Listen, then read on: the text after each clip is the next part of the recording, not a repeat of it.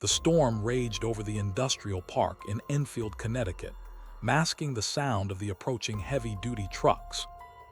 It was a night designed for chaos, and the men inside the vehicles knew exactly how to use the weather to their advantage. Rain lashed against the windshields of the unsuspecting security patrol cars that sat idle near the perimeter fence. The wind howled through the metal structures, creating a cacophony that would cover the noise of grinding tools and breaking glass. This was not a spur-of-the-moment crime, but a calculated operation that had been planned for months by a crew of professionals who understood the value of patience and precision. Inside the massive distribution center, millions of dollars in pharmaceuticals sat on pallets ready for shipment to hospitals and pharmacies across the eastern seaboard. The facility was a fortress of steel and concrete, designed to keep intruders out and the valuable inventory safe. Security systems were state-of-the-art, including motion sensors and vibration detectors and thermal cameras. However, the men approaching the building had studied every inch of the blueprints and knew exactly where the blind spots were located. They moved with the silent coordination of a military unit, disappearing into the shadows of the loading dock. The leader of the crew signaled for the team to halt as they reached the side of the building where the power mains were located. One of the men carried a specialized tool bag filled with equipment usually reserved for high-voltage electricians. With a few swift movements, he bypassed the primary alarm relays and cut the power to the external floodlights. The warehouse plunged into darkness save for the rhythmic flashing of the lightning overhead. This was the first step in a complex dance that would leave the local police force scratching their heads for weeks to come. Once the exterior lights were disabled, the team moved to the roof of the building using a grappling hook and a high tensile rope. They knew that the roof access doors were alarmed, but they also knew that the vibration sensors on the corrugated metal roof could be tricked. They walked on the structural beams, stepping lightly to avoid triggering the delicate instruments below. It was a high wire act performed in the pouring rain 50 feet above the concrete pavement. One slip would mean serious injury or death, but their focus remained entirely on the prize waiting inside. Using a gas-powered saw, they cut a precise hole through the roof, directly above the main storage area for the Schedule II narcotics. The noise of the saw was swallowed by a particularly loud clap of thunder that shook the ground beneath them. They lowered a rope ladder into the black void of the warehouse and descended one by one into the heart of the facility. They were now inside the belly of the beast, surrounded by towering racks of inventory that represented a fortune on the black market. Down on the warehouse floor, the thieves moved with practiced efficiency, using night vision goggles to navigate the dark aisles. They ignored the lower value items and headed straight for the cage, where the most expensive drugs were kept under lock and key. This specific cage housed antidepressants and antipsychotics and pain medication that had a high street value.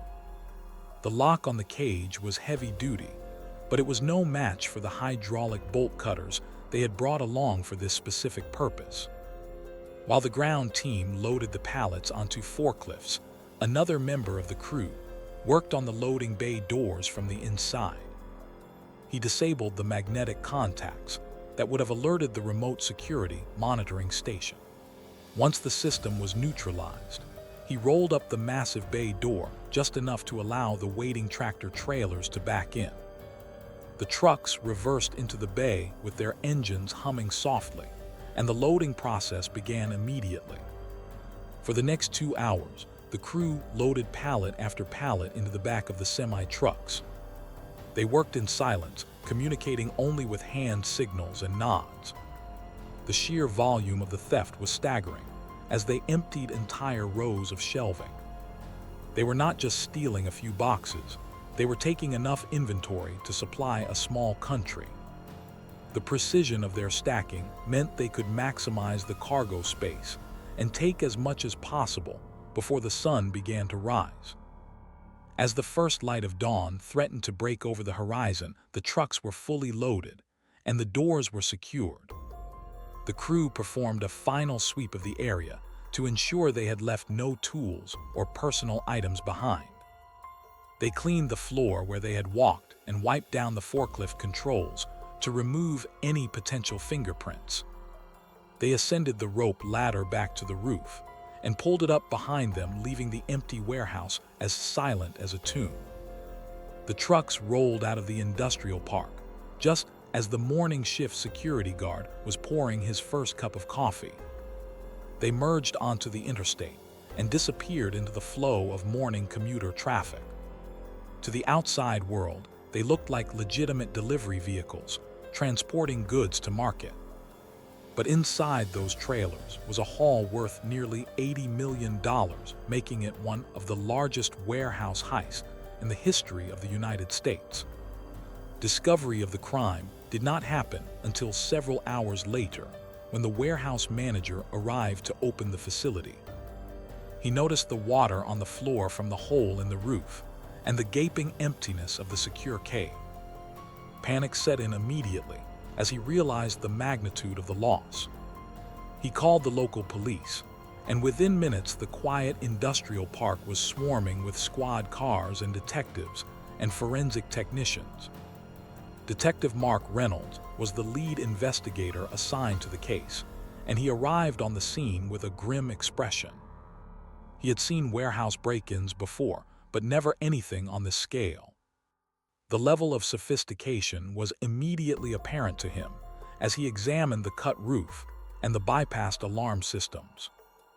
This was not the work of amateurs or desperate drug addicts.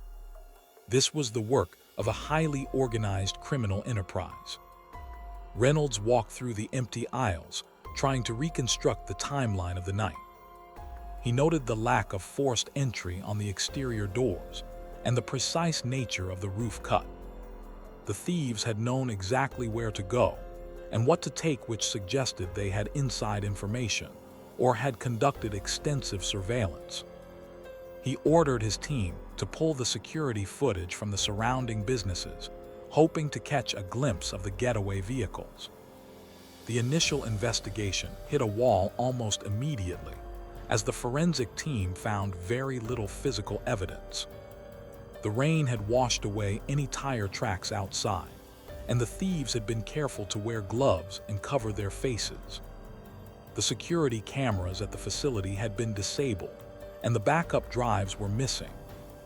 It seemed as though the ghosts had come in and stripped the place bare, leaving nothing but empty space behind. However, the thieves had made one critical error in their assumption that they had accounted for every variable. Hidden deep within one of the stolen bottles of pain medication was a passive GPS tracking device. This device was not part of the standard inventory, but had been placed there by the pharmaceutical company as part of a covert quality control program. It was designed to track the shipment routes and ensure that delivery drivers were not making unauthorized stops. The device was small and looked exactly like a desiccant packet, usually found in medicine bottles to absorb moisture. It was currently sleeping to conserve battery life, but it was programmed to ping its location once every 4 hours. As the trucks drove south away from Connecticut, the device silently woke up and sent a signal to a server located in a secure data center in Texas. This single ping would become the thread that unraveled the entire heist. Back at the police station, Detective Reynolds received a call from the corporate security director of the pharmaceutical company. The director explained the existence of the tracker and provided Reynolds with the login credentials for the tracking software. Reynolds watched the computer screen as a small red dot appeared on a digital map of the eastern United States. The dot was moving steadily south on Interstate 95, passing through New Jersey and heading toward Delaware. Reynolds knew he had to act quickly, but he also knew that he could not simply pull the truck over on the highway. If there were multiple trucks or chase cars involved, a roadside stop could turn into a dangerous shootout. He needed to wait until the truck stopped at a secure location where he could coordinate a raid with federal authorities. He contacted the Federal Bureau of Investigation and requested their assistance in tracking the mobile signal across state lines. The tracking data showed that the trucks were driving in a convoy formation, maintaining a steady speed and distance. They stopped only briefly for fuel and food, avoiding way stations whenever possible. The drivers were disciplined and professional, sticking to the right lane and obeying traffic laws to avoid attracting attention. They had no idea that a tiny microchip was broadcasting their exact position to a room full of law enforcement officers. As night fell again, the convoy crossed into Virginia and turned off the main highway onto a rural route. Reynolds and the federal agents watched with bated breath as the red dot moved into a remote area known for its warehouses and storage yards. The trucks came to a halt at a large metal building, surrounded by a high chain-link fence. The signal remained stationary, indicating that the thieves had reached their primary destination, or a transfer point. Surveillance teams were dispatched to the location in Virginia, with orders to observe and report. They set up long-range cameras and listening devices in the woods surrounding the property. Through the grainy night vision lenses, they saw men unloading the boxes from the tractor trailers and moving them into the warehouse. They also saw several luxury cars arriving at the scene, suggesting that the buyers or the bosses were present to inspect the merchandise. Reynolds wanted to move in immediately, but the federal agents advised patience. They wanted to identify everyone involved in the network, from the drivers to the fences who would distribute the stolen drugs. They monitored the warehouse for 2 days, watching as smaller vans arrived to pick up portions of the shipment. This confirmed that the location was being used as a distribution hub for the stolen pharmaceuticals. The breakthrough came when the surveillance team managed to get a clear photograph of the ringleader. He was a known figure in the organized crime world, a man who had been suspected of orchestrating high-value thefts across the country. His presence tied the Enfield heist to a larger syndicate operating out of Florida. With this identification, the authorities had enough evidence to obtain search warrants and arrest warrants for everyone on the premises. On the third morning, just before dawn, the tactical teams moved into position around the Virginia warehouse. Armored vehicles blocked the exit roads, and a helicopter hovered silently in the distance, ready to provide air support. Reynolds stood by the command vehicle wearing a ballistic vest and holding a radio. He gave the order to execute the warrant, and the quiet morning was shattered by the sound of flash-bang grenades and shouting voices. The raid was swift and overwhelming, catching the criminals completely off guard. The tactical teams breached the doors and swarmed the warehouse floor, securing the suspects before they could reach their weapons.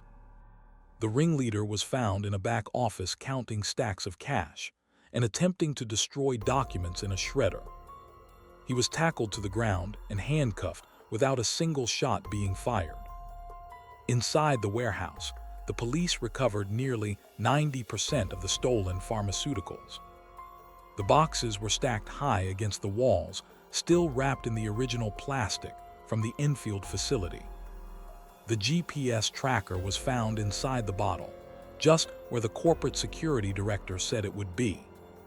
It sat innocuously on a table amidst the evidence, a tiny piece of technology that had brought down a multi-million-dollar criminal operation. Interrogations of the captured crew members revealed the full scope of the plan. They had spent 6 months scouting the Enfield location and had paid an employee for the blueprints and security codes. They had practiced the roof entry in a rented warehouse in New Jersey until they could do it blindfolded. They had thought of everything except the one thing they could not see inside the sealed bottle. The legal proceedings that followed were lengthy and complex, involving multiple jurisdictions and federal charges. The evidence provided by the GPS data was irrefutable, showing the exact path of the stolen goods from the crime scene to the hideout. The defense attorneys tried to argue that the search was illegal, but the judge ruled that the tracking device was legitimate corporate property. The ringleader and his crew were sentenced to long prison terms, effectively dismantling the syndicate. Detective Reynolds received a commendation for his work on the case, but he remained humble about his role. He knew that without that small piece of silicon, the case might have gone cold like so many others. He kept a replica of the tracker on his desk as a reminder that in the modern age, the smallest detail can be the most important. The case became a textbook example for police academies on how to utilize technology in major theft investigations. The pharmaceutical company overhauled their security protocols, adding more hidden trackers and upgrading their camera systems. They shared their findings with other distribution centers, hoping to prevent similar attacks in the future. The industry as a whole became more vigilant, realizing that physical barriers were no longer enough to stop determined and tech-savvy criminals. The Enfield heist remains a fascinating study in the cat and mouse game between law enforcement and organized crime. It showed that while criminals can use technology to bypass alarms and cut power, the police can use technology to see through walls and track ghosts across the country. It was a battle of wits, where the good guys won not with brute force, but with data and patience. As for the warehouse in Enfield, it still stands today, bustling with activity and trucks coming and going. The scar on the roof has long been repaired, and the security guards are a little more alert on stormy nights. But the legend of the heist lives on, whispered among the workers who wonder if anyone will ever try to pull off such a daring feat again. The legacy of this crime is not just in the prison sentences or the recovered drugs, but in the shift it caused in security thinking. It proved that you cannot just protect the perimeter, you must also protect the product itself. It ushered in a new era of asset tracking, where everything from pill bottles to pallets can be monitored in real time from anywhere in the world. In the end, the perfect crime is a myth, because there is always a variable that cannot be controlled. For the crew that hit the Enfield warehouse, that variable was a tiny battery-powered chip that refused to stay silent. It serves as a warning to those who would operate in the shadows that someone is always watching, and somewhere a signal is being received. So the next time you see a semi-truck rolling down the highway in the rain, remember the story of the ghost truck and the hidden tracker. Remember that in the world of high-stakes crime, the difference between a clean getaway and a prison cell can be measured in millimeters. And remember that justice sometimes arrives not with a siren, but with a silent electronic ping.